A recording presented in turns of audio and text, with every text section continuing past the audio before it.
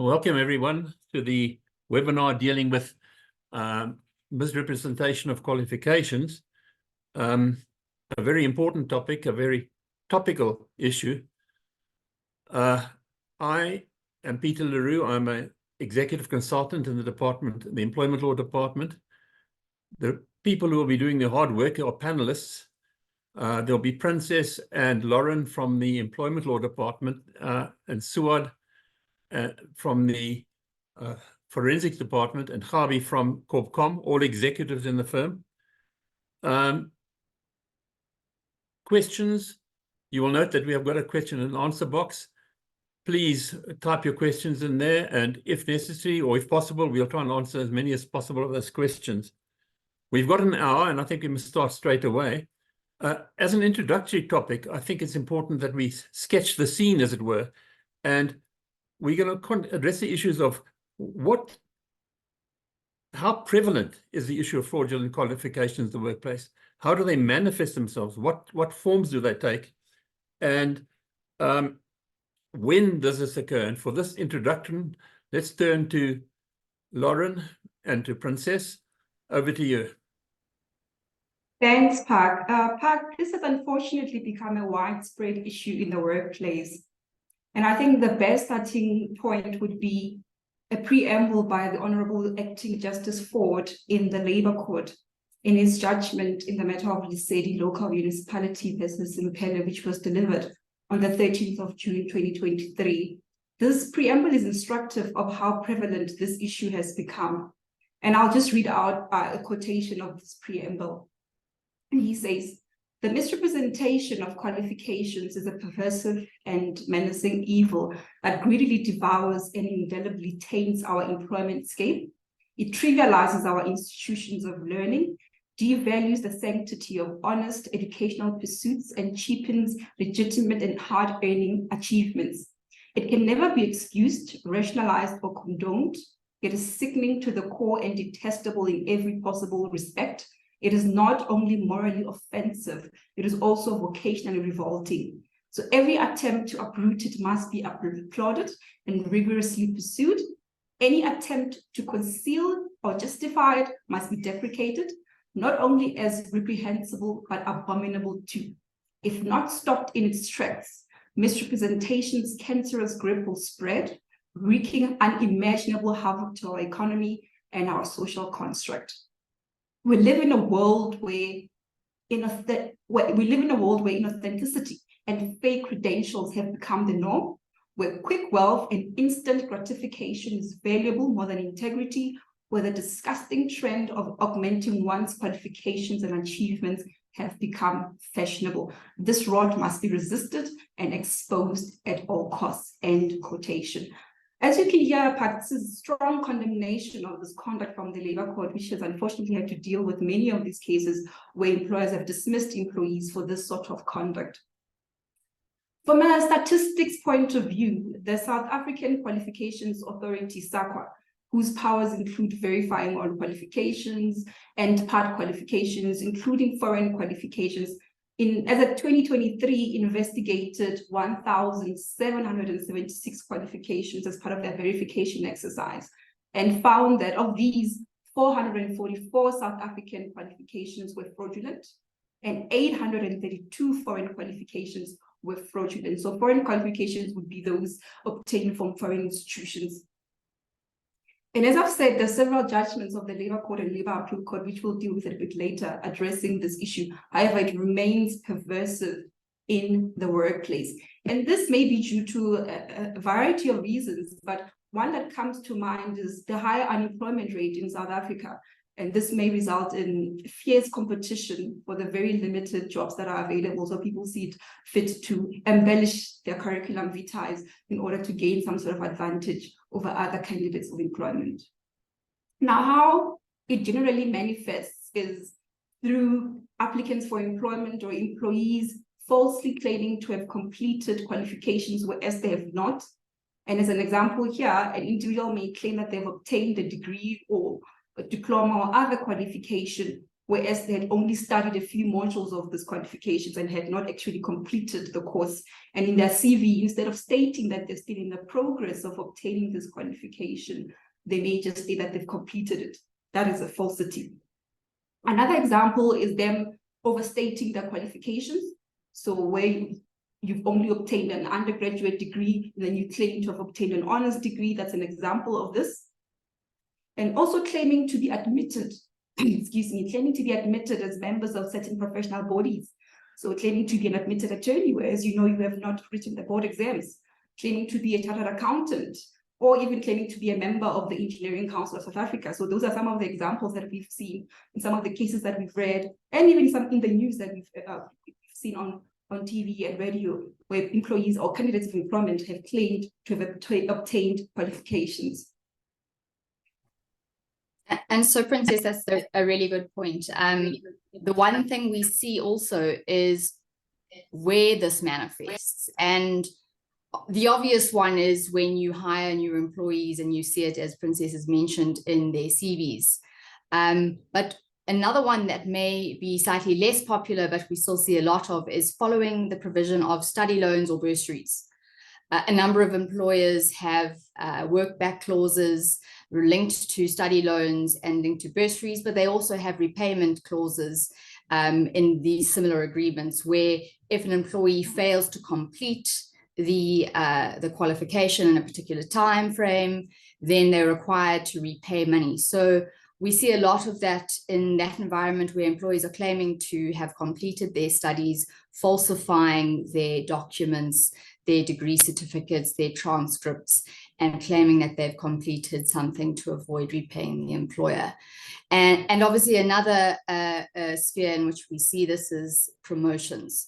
So where employees have maybe not misrepresented their qualifications to get their foot in the door, later they've got aspirations and seek to elevate themselves in the workplace and claim that they have then got additional qualifications or have obtained additional qualifications during their time in the employer's employ.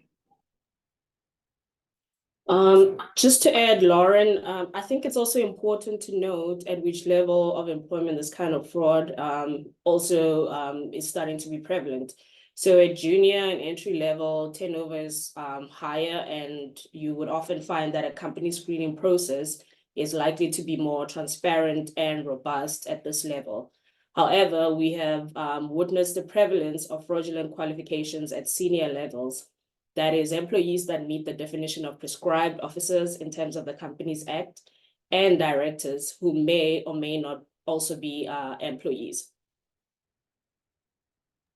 Right. I think maybe, Gabi, sorry to interject there, Pak, but I think another important point here is that sometimes employers overly trust their employees, particularly ones that have got experience in certain industries.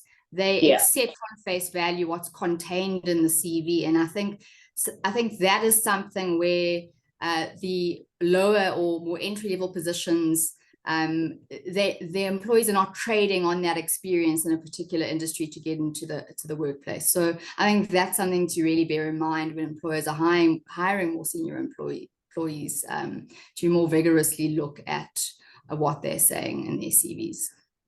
Agreed. Yeah, that's the background. Actually, quite a frightening background when you look at it from that perspective, the statistics that Princess gave. The next question is, what happens if an employer now discovers some sort of misrepresentation or some sort of fraudulent document? What steps can an employer take, or should the employer take? Let's start at that from that perspective. Lauren? So Peter, that's a good question, and perhaps one that's maybe on the face of it quite clear, but there are sort of unintended consequences of misrepresenting your qualifications. So an employer, if they find out that an employee has misrepresented or overstated their qualifications or fraudulently doctored documents related to their qualifications, should be, as a general proposition, disciplining their employees for the misconduct relating to the misrepresentation. So that will be dishonesty related offenses.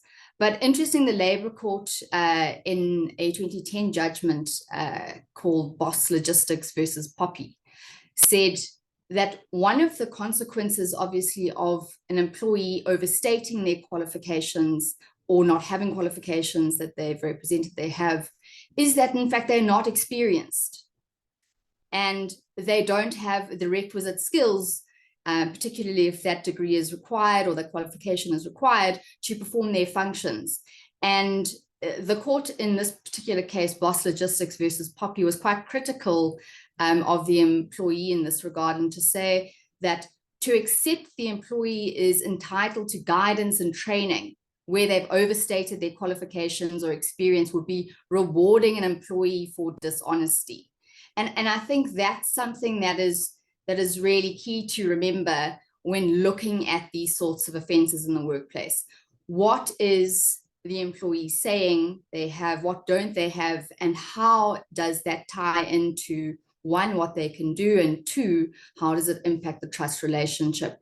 And obviously looking at what discipline is appropriate or the level of sanction that's imposed. In not all instances may an employer be able to sustain a sanction of dismissal. So there may be circumstances where there are mitigating factors, for instance, that justify a sanction short of dismissal. But certainly with dishonesty being a fairly serious offense and trust being at the center of the employment relationship, it's likely that a misrepresentation or a fraudulent representation of qualifications is going to be viewed fairly seriously. Right, thanks, Lauren. But also, more particularly from a misconduct perspective, what have the court said about that? Princess? So, Pat, there are several decisions where the Labour Court has had to deal with this matter. Lauren and I will be focusing on two main ones. The one I've already mentioned is the Lesedi Local Municipality versus Mpele. This is a more recent one of the 13th of June, 2023. And in this case, Mpele was appointed as a chief financial officer for the municipality. And when applying for this position, he misrepresented holding certain qualifications and also certain professional memberships. He claimed to have obtained a BCom degree in accounting, whereas he only had a general BCom degree. And his conduct was uncovered during an investigation by the municipality, and he was disciplined and dismissed for dishonesty. And the municipality conceded that he did actually meet the minimum qualifications or requirements for a CFO by holding the BCom degree and not specifically a BCom accounting degree. But because he had falsified his qualifications and embellished his professional memberships by claiming to be a chartered accountant and whatnot, he had been dishonest and therefore was dismissed because of that. And he had been selected amongst other candidates because he claimed to have been a member of these professional bodies and also holding a BCom accounting degree. Now, obviously, he disputed his dismissal. It went to the CCMA and went all the way to the Labour Court. And the Labour Court held that the issue was not whether Mpele met the minimum requirements for the CFO position as advertised. This was common cause that he did. But the issue was really that he was dishonest in his application for this role and had tainted the trust relationship, or had broken the trust relationship rather, between himself and his employer. And this could not be retrieved. And the Labour Court therefore confirmed his dismissal in this case. So thanks, Princess. And I think there is a fairly significant trend of the Labour Court taking quite a strong stance on this sort of conduct. And fairly few cases have made it past the Labour Court, but one significant case dealing with this particular issue was taken to the Labour Appeal Court, and that was in the case of Department of Home Affairs versus Ndlovu. And much the same, Mr. Ndlovu had claimed that he had completed a particular degree in his CV. He then gets to the interview stage. There seems to be some differing versions from him and the employer as to whether or not at that stage he said actually, I've lied in my CV. He claims to have disclosed it at that stage. None of the panelists of the interview remember. And then what happens is a year later, after he's in the employer finds out that, in fact, he has not completed this particular degree, and they dismiss him for dishonesty. And interestingly, in this case, and one of the things that the court took into account was, in his CV, there was multiple qualifications that were listed, and he had not yet completed his MBA. And he had listed as complete qualifications, a number of them, and then said, currently completing my MBA at Gibbs. And so the court had said, well, if he could do that for his MBA, why could he not do this for this particular marketing and technology degree? And the court ultimately found that his dishonesty was of a serious nature, and he even went on to say that during the course of the proceedings, he had a fairly flexible relationship with the truth, and he was conducting himself dishonestly in the proceedings as well. And the court made an interesting observation and drew on some of the Constitutional Court's comments on dishonesty, and said that in a criminal case, an employee or an individual cannot be convicted of dishonesty absent being recognized in a specific offense. But in the employment relationship, there is a premium placed on honesty. And any conduct involving moral turpitude by employees significantly damages that position with the employer and the position of trust. So trust, being the cornerstone of the employment relationship, is something that certainly the courts place a high value on, and is likely to come to the decision that any sort of flexible relationship with the truth when you are listing your qualifications is going to be fairly serious and fairly damaging to the trust relationship. Right. I think it becomes clear. Sorry, any of my panelists wanted to say? Just one other decision. This is from the High Court, and this is also quite a peculiar case of Umgeni Water versus Naidu and another. This was decided on the 15th of December 2022. And in this case, Mr. Naidu was placed into a graduate program which required the participants of this program to have obtained a bachelor's degree in engineering. And he claimed to have obtained a Bachelor of Science degree in engineering. And his qualifications were taken on face value, were not particularly verified by the employer. He was employed for 8 years before this was discovered by the employer, and it was discovered when he applied for a higher position within Umgeni Water.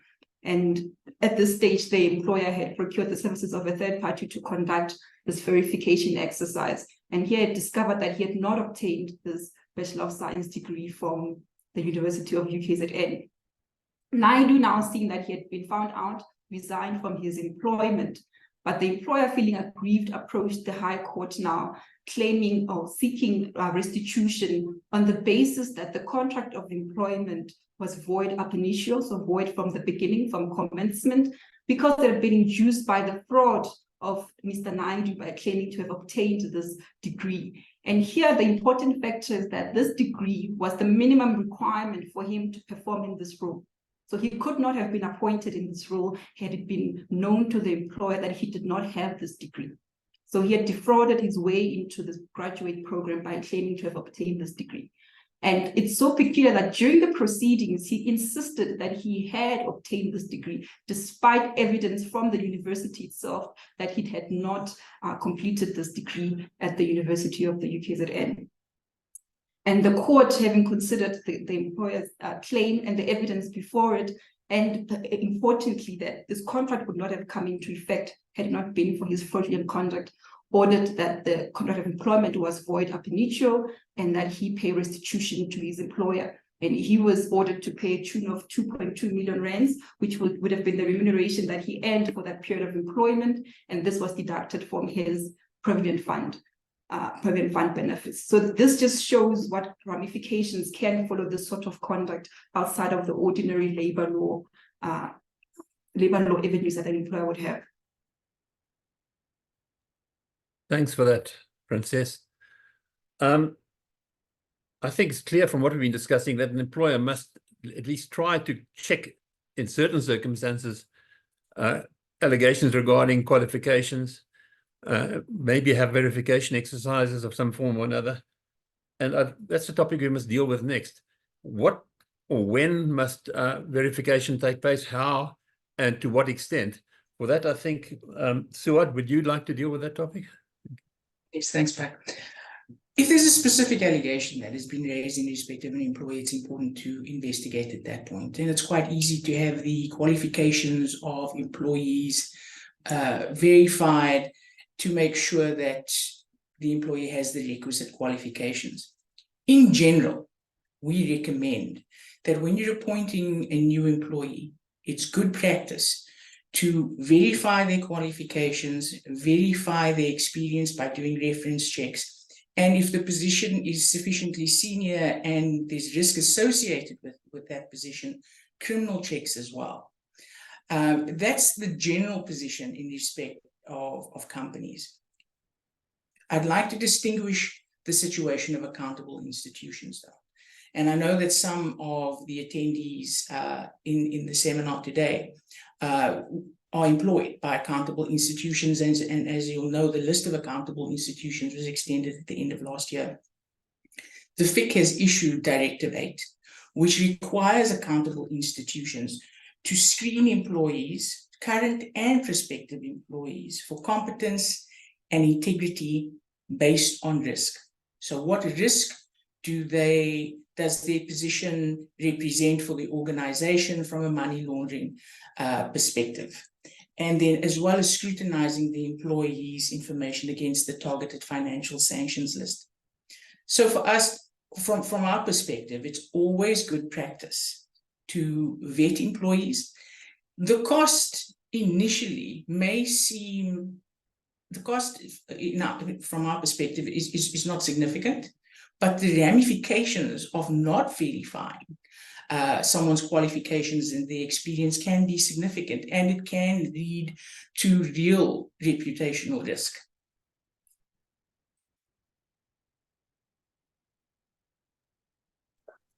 Just to add to that, Stuart, I mean, before you even get to, the verifications, I think internally it would help for companies to establish certain protocols that would provide them with transparency and consistency. So in terms of Section 72 of the Companies Act, a board is allowed to create certain committees to which it can delegate its powers. One of those committees that will be relevant to the topic would be a nominations committee, which can act as part of an organization's corporate governance. So for executives, key, high risk and director positions, a nominations committee would be tasked with evaluating and examining the skills and characteristics required for the role, and also the history of the candidates as regards similar roles they have held in the past. So to strengthen a company's screening processes, this committee should not only verify a candidate's credential when they are seeking to employ them, but also put in place mechanisms through which checks are conducted at regular intervals, even after a candidate has been appointed. For listed companies, compliance with the recommendations of the King Code is mandatory. So you need to ensure that your process and your nomination complies with the JSE listings requirements, which incorporate the King's Code. And for large unlisted companies, it would be prudent that prescribed officers and directors' backgrounds be investigated along the lines of the approach required for listed companies. So for example, Practice 19 of the King Code specifically advises that candidates' backgrounds should be independently investigated and their qualifications should be independently verified. So boards should ascertain whether potential candidates are competent to be appointed as directors and can contribute to the business judgment calls to be made by the board. It is also important to ensure that new directors and even prescribed officers have not been declared delinquent or are serving under probation. Right, thanks for that. Okay, Just- if I could just, my apologies, if I could just add, Yeah, sure. I think it's important that I mentioned it's always good practice to screen employees at the commencement of employment. Many employees are already employed in companies. It's important to screen those employees too. And particularly to address the concern raised by Lauren, there needs to be a program for continual verification, particularly if the employer is assisting employees to complete additional qualifications. It's important at that point, every time an employee claims to have completed an additional qualification, that is verified. So I just wanted to add that to my comments earlier. Thank you. Thank you. The issue of risk. What sort of reputational risks are involved? And are there any other legal consequences that can take place or that can occur should there be fraudulent qualifications of, I suppose, very senior people? Kgabi, can you deal with that issue? Sure, Park. Yeah, happy to. So from a reputational risk perspective, I mean, a fraud of this nature would really have the potential to erode the trust that shareholders, potential investors, and other stakeholders have in a company's wider governance, and thus in its potential to succeed as well. So where companies have explicitly turned a blind eye to the inconsistencies that seemingly could have been easily verified, this brings immense suspicion to the integrity of the company and its governance processes as a whole, particularly in a world that is still healing from the aftermath of the likes of Steinhoff. So this also leads to another question: what other due diligence processes are not being followed? So, you'd have questions of whether there'll be issues with, say, for instance, procurement or other business operations. So reputationally, you will end up with, a lot of doubt in the market from your stakeholders and shareholders. When someone assumes a role within an organization, they become its representative. So it's crucial to be aware of who represents you, regardless of the position, and to ensure that you have a team aligned with your organization's best interest. It's very essential.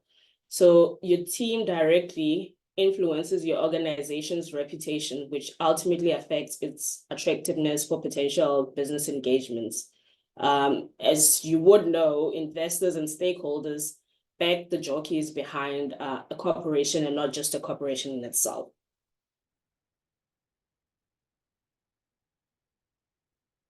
And legal consequences as opposed to reputational consequences? Yeah, so for legal consequences, there are a couple. So for the perpetrator, and some Princess has already touched on, so I won't go into that. But for the perpetrator, their conduct may be deemed deceptive. And I'm talking in relation to prescribed officers and employees here, and may also be grounds to declare them delinquent as a director. And obviously, this may also have a negative effect on their future employment and or directorship prospects. In certain instances, they may also be held criminally liable. For the existing board, there's also a risk because the failure to conduct a thorough due diligence on the candidate may amount to a breach of fiduciary duties by the existing board that would have been involved in the process of appointing that particular candidate. And so there'll also be a possibility of personal liability on the directors that were involved in that process in terms of the Companies Act, especially where there has been loss just going back to Prince's case, where there has been loss suffered by the company, if the company is unable to recover that, there might be personal liability that attaches to the directors. Then lastly, for listed companies, they may not be in a position to confirm compliance with the listings requirements in their annual compliance statement, and any other companies that have to report from the regulatory perspective, its board and its compliance and the skills that that particular board has. Look, if I may, I think it's Yeah. also important to mention that securing employment on the basis of fraudulent qualifications could amount to the criminal offence of fraud. It's important to note that if you're misrepresenting information and you are vying for a position that is, one, high risk for the organization, it's a competitive position, there are many applicants, and you secure the position based on fraud because you're misrepresenting, one, your level of competence and your qualifications, that could reach the level of you making yourself liable to criminal sanction. We should also bear in mind that the National Qualifications Framework has criminalized misrepresenting qualifications. So I think it's important, and employers are encouraged to report this through the Prevention and Combating of Corrupt Activities Act. So it can lead to serious employment consequences, but it can also lead to serious consequences, and the employee could attract criminal liability, which can have a significant impact on their career. And maybe just to jump in there and ask you this, because it's a question that has popped up in the chat, but I also anticipate that you're probably going to deal with it, Suad, where the employer in some sort of tender process relies then on these fraudulently obtained or doctored documents or the misrepresentation of qualifications in order to secure work for the company. Lauren, as I'm sure you're aware, in many tender processes, there's a specification and a terms of reference and a particular set of criteria that they ask bidders to compete on. And you very often how your bid is scored is based on the strength of your team, their qualifications, their association with certain professional bodies. And if you were to misrepresent that, it's not only particularly damaging for the employee who makes the misrepresentation, but for the directors of that company who sign the documentation undertaking that the bid, that they've complied with the conditions of the bid, and the company is making that misrepresentation.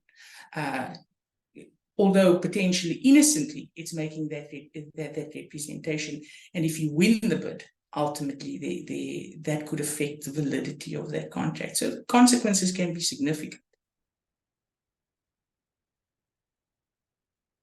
And unfortunately, Lauren, if I can say, these things never come to light in the most convenient circumstances. They always come to light when they can cause the most harm. So I think it's very important to be vigilant.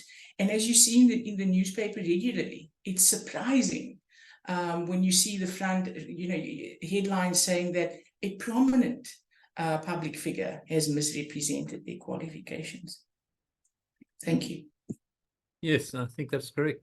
I think the focus thus far has been on employees and misrepresentations. But what about other people, such as directors of boards of companies, that type of person? Can they, are there any legal consequences there that we've got to consider? Kabi?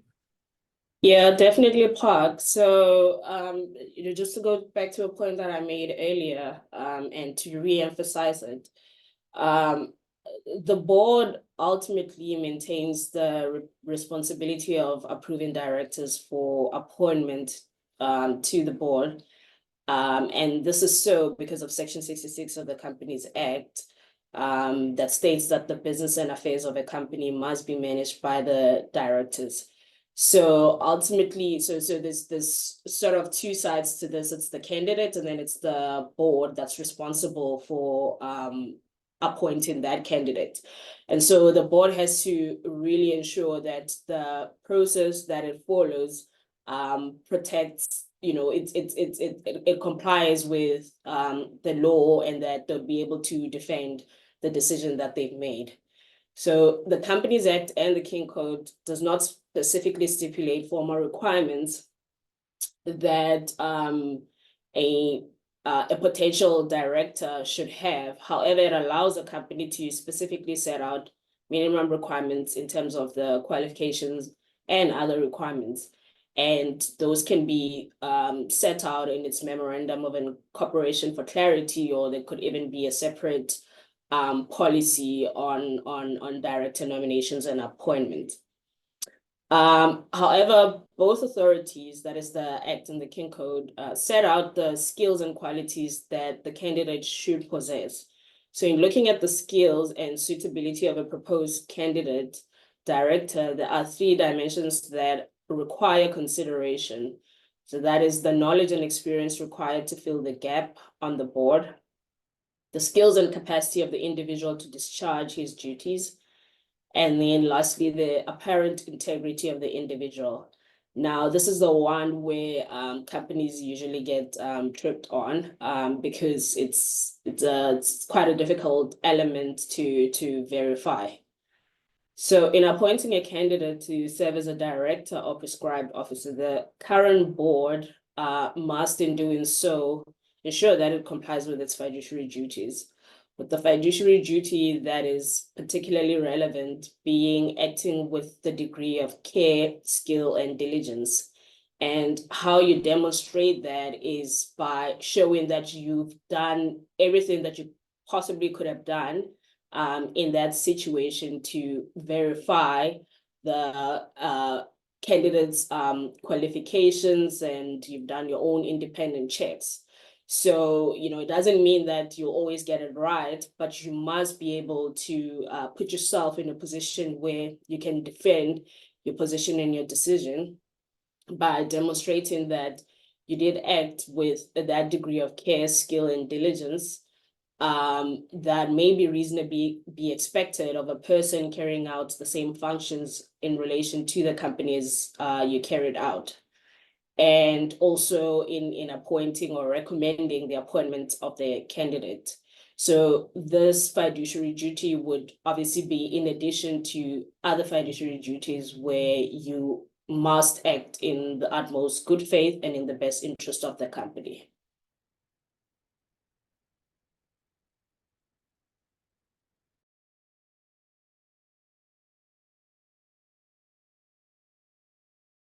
Against that background, I think we've now reached a stage where we can start saying, or asking the question, what practical steps should we take to deal with the scourge? What measures are there that are easily applicable or should be applied?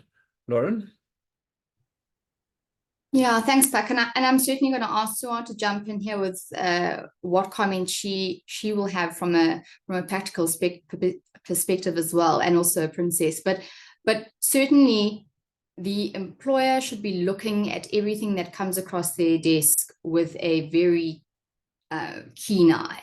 So if you are looking at the wording of a CV and there's any doubt as to whether or not someone has completed something, then there should be the direct question asked to the employee. There should be some interrogation of the facts that are put in there, because employees, when they make these misrepresentations intentionally, are generally fairly careful about what they say and how they say it. And there are also claims that also defend some of these positions that they take. Well, I completed the degree in 1972, and subsequently that university has changed names, and I'm unable to get the supporting documentation. I've lost my original. It's been however many years. There ought to be some record of someone's qualification out there. Don't take on face value that they've lost it. Do the independent checks. When those independent checks are done, and I'm going to ask Swat to jump in with some of the detail and the databases that are used and the checks that you might want to do. But make sure that the candidate is filling in their own form. We've seen situations where HR fills out the form then based on what's in the CV and just goes to the candidate and gets them to sign, or worse yet, just submits it on the basis where there's some kind of other confirmation from the employee to do the checks. But make the employee fill out their own form, get them to represent that what is in that form, in their CV, in their contract of employment, any other correspondence dealing with their qualifications is true and correct, because the onus will be on the employer at a later stage if they have to prove that there was a misrepresentation. What misrepresentation was made, when, and what reliance was placed on that misrepresentation. So it's important to keep that in mind. And I think, Suad, if you want to just jump in and talk to us a little bit about what those checks look like, what databases are used, and how much reliance to place on those checks, and what other checks you may want to do when you're looking at pre-employment screening or screening later on. Lauren, I think there's lots that you can do. There are established databases that provide the service, like MIE and LexisNexis, which I think most people are aware of. Where you have a situation like you have, an employee says, my qualification, I don't have the certificate, the university's changed names. I've dealt with matters like that.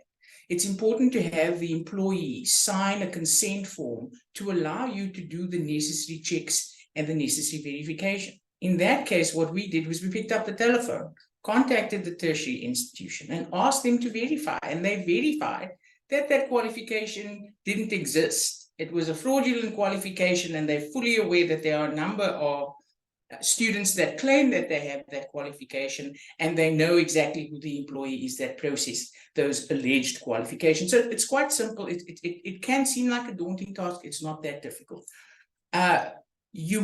Some employers have gone as far as introducing, when it's genuinely a case of a qualification was obtained decades ago, you could always ask the employee to verify under a lie detector test.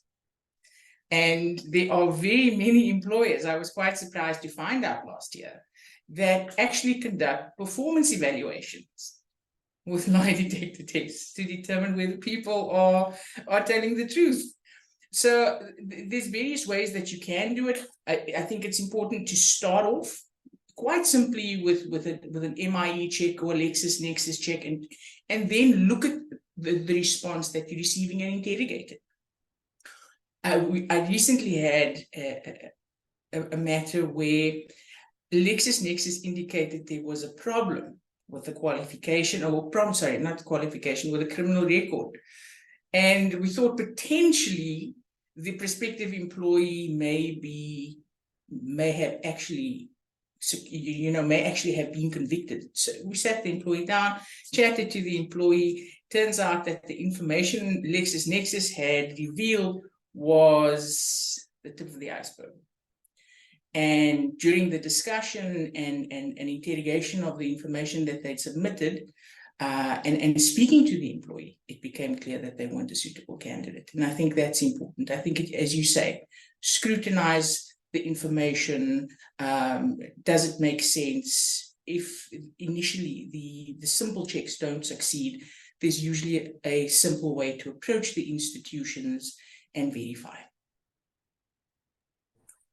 Thank you. And maybe to just bring this back to an employment perspective as well, these sorts of representations that are made in completing consent forms and signing contracts where you verify that the information you've provided is correct and then your CV is correct, are all aggravating circumstances that would likely be considered in a disciplinary hearing.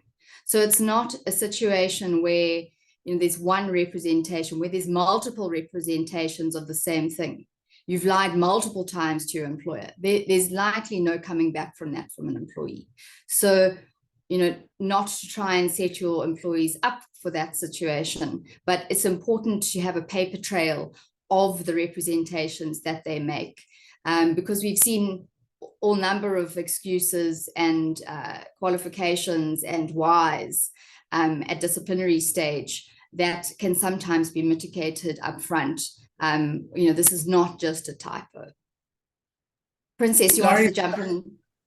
My apologies. I just wanted to add something, if I may. My apologies, Princess. I think I'm just jumping in there. For accountable institutions, it's important to remember that there are record-keeping provisions. So for an accountable institution, it would be important to keep these checks on record, keep the documentation on record as proof of the screening that has taken place. Thanks, Lauren. Thanks. I just wanted to add that the South African Qualifications Authority, SAQA, also has a verification process where they would verify the qualifications. So that's also in addition to your LexisNexis and MIE. And also, I think it's important for employers to have some sort of standard operating procedures or policies for HR recruitment to follow when screening employees, especially at the recruitment stage and the continuous screening that Stuart and Javi mentioned. So just some sort of document just setting out a process to be followed and how to ensure that the checks and balances are in order. Yeah, if I can just add the Princess as well. So from a director's perspective, I think it's quite important. And I mean, here I'm talking about directors and other senior executives that would be prescribed officers, because there's usually a higher level of trust simply because you're looking at the person's experience, and so sometimes there's a lax in terms of the processes that are followed.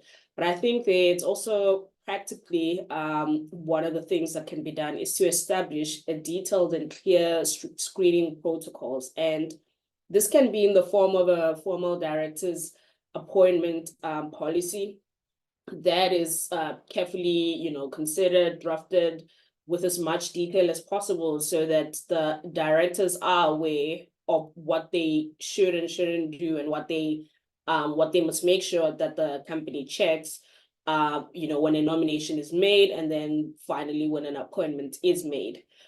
So that's a document that could be prepared. It can help you with doing that. It can be prepared and reviewed on an annual basis in relation to the makeup of the board, and the requirements of the board, and how diversified it must be, and what kind of skills it needs based on its current strategy. So that will have to be a document that it's evaluated frequently to be up to date. And then the one that's been mentioned a couple of times, again, where possible, and it's also been mentioned that it's quite easy, just independently verify the information provided by the candidate.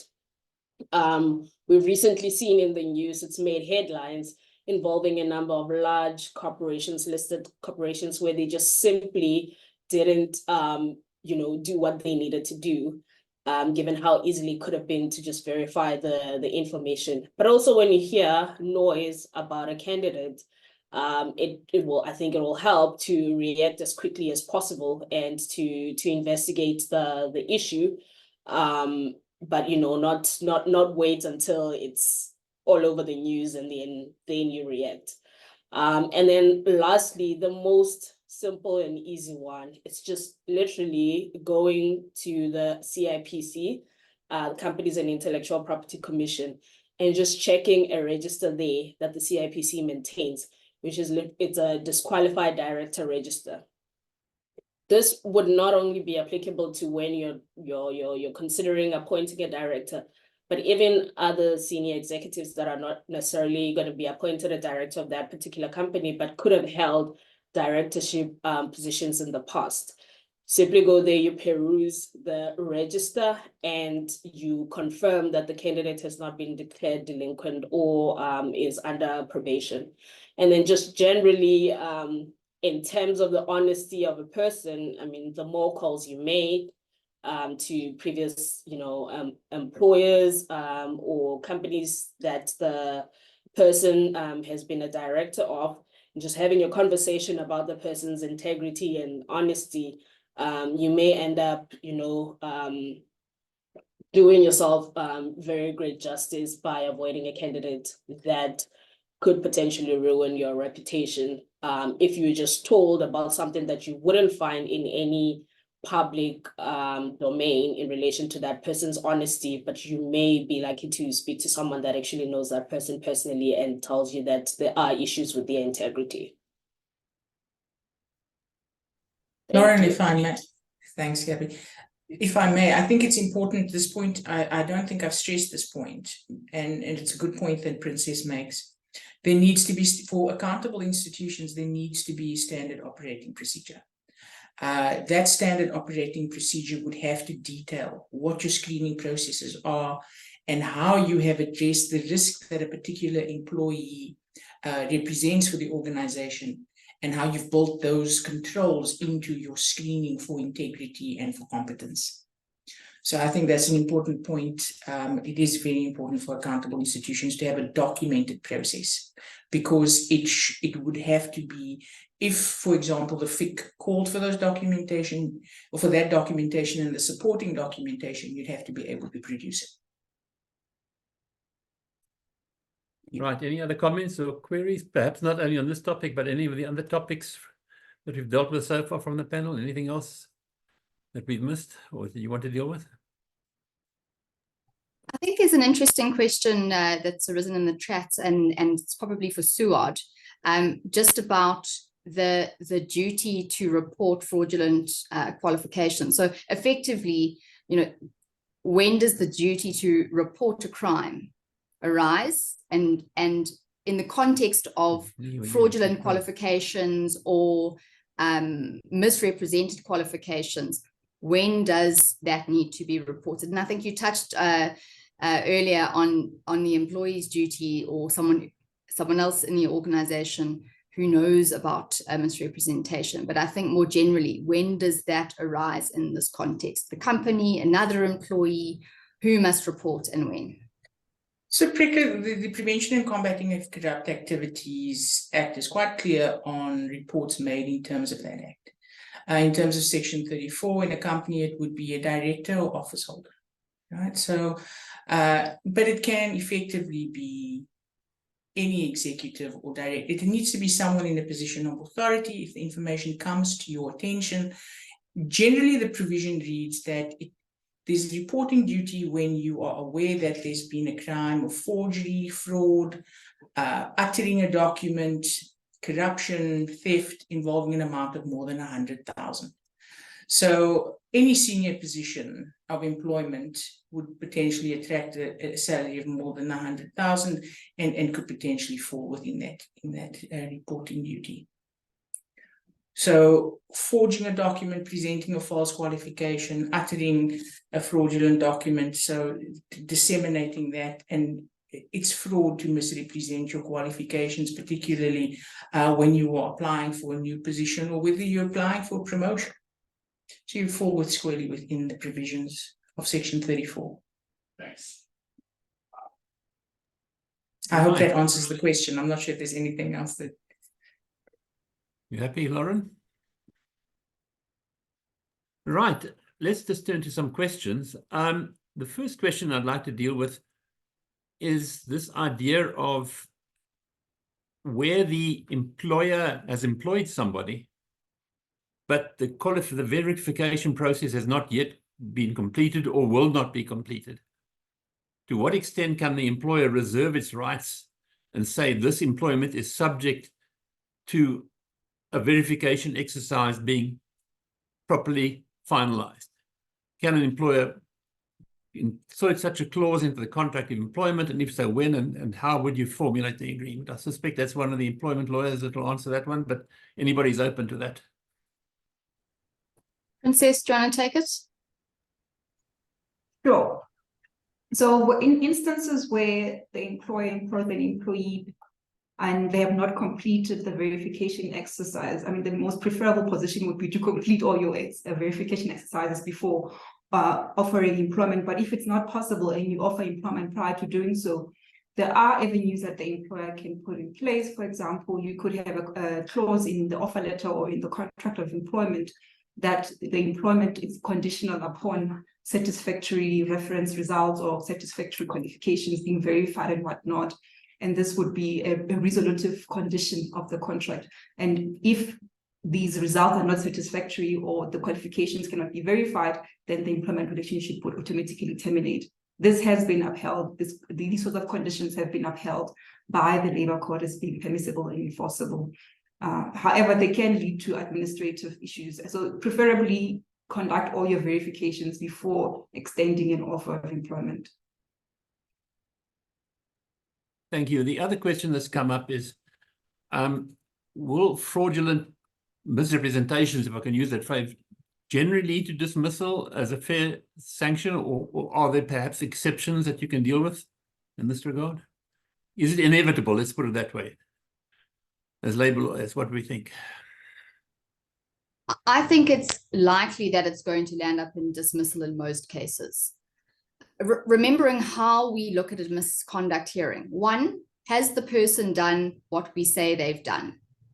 And then the second leg is, what is the quote unquote punishment that fits the crime? And in that second leg, there can be aggravating factors.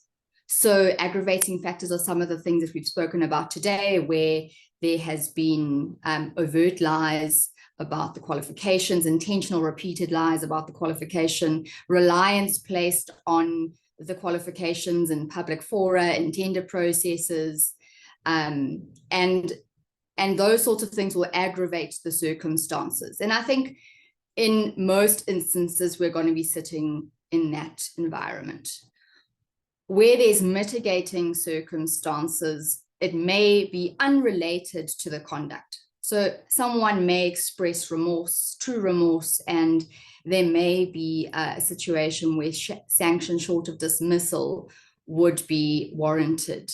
I think that if someone was to claim that it was an error, it would need to be an error that was believable. A very popular defense, it was a typographical error, but I don't know that there are too many instances where there are these misrepresentations that sanctions short of dismissal will be appropriate unless there are other compelling circumstances around it. Anybody else want to comment on that? I think this question has been dealt with, but I think it merits a bit more detail. Does the company who's discovered fraudulent qualifications have a legal duty to report it? And if so, to whom? I think if we can briefly just deal with that one again, because it does become important. I think Suad would probably be Khaibi. Which one did we deal with that? It does. In terms of Section 34, there's no penalty if you report. It's always a good idea if you're aware of fraud or theft, or in this case, fraud involving the misrepresentation of qualifications, to report the matter and to comply with the duty, because the Act indemnifies you from any kind of recourse. And who should report? As I mentioned, the Act is fairly clear. It's in Section 34 of the Act, and directors and office holders would be the responsible people. And to whom, Suad? To the Hawks directly. There are specific requirements. There's an email address and telephone number that you can contact the Hawks at, and the report, there's a prescribed form that needs to be completed and just emailed through. And it's quite a simple process. Just to add to that, so and not specifically talking to who to report to, but one of the things that directors should be aware of is that the Act, the Companies Act, and it will be better if the memorandum of incorporation of the company also has additional requirements. But the shareholders would have the right to remove the director. And, once you are aware of something like that, and given that the board is the mouthpiece of the company and it gives a company gravitas, it will help to act quickly by removing that director. And then if they're also an employee, then you can deal with the employment elements, parallel to that, together with the reporting that you just mentioned to the Hawks. Thank you. I think we have one more question, and it's the idea, does it ever occur that a person making a verification or checking exercise goes to a third party, such as a university, and the university says, I don't want to disclose this information without the consent of the person whose information is sought? Does that happen? And if so, how do you deal with that? In my experience, you require the consent of the employee to verify. And what we do is we get the employees to sign. So we'll meet with them. Very often we offer these services. So what we do is we meet with the employee. There's a form that they complete, they sign it, we take their fingerprints, and we do comprehensive check. Okay. Qualifications, criminal checks, reference checks at one time.